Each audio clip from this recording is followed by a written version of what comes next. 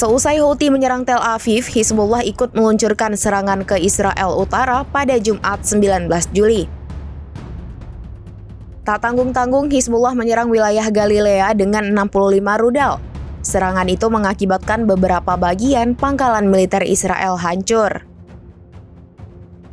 Dikutip dari tribunnews.com, serangan tersebut menandakan bahwa sistem pertahanan udara atau Iron Dome Israel tak lagi berfungsi. Meski begitu, pasukan pertahanan Israel atau IDF mengklaim beberapa rudal Hizbullah berhasil ditembak jatuh. Namun beredar video di media sosial yang memperlihatkan beberapa pemukiman sipil terbakar. Terlihat api membakar halaman rumah warga hingga asap mengepul. Hizbullah mengatakan pejuangnya menembakkan serentetan rudal besar ke pangkalan IDF di Galilea Utara.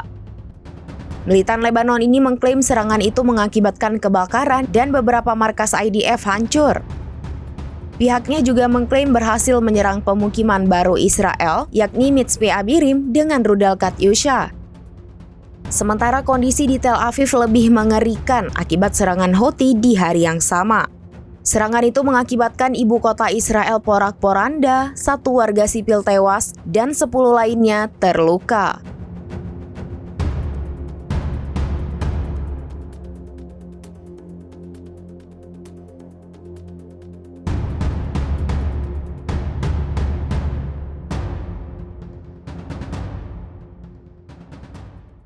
Download Tribun X sekarang, menghadirkan lokal menjadi Indonesia.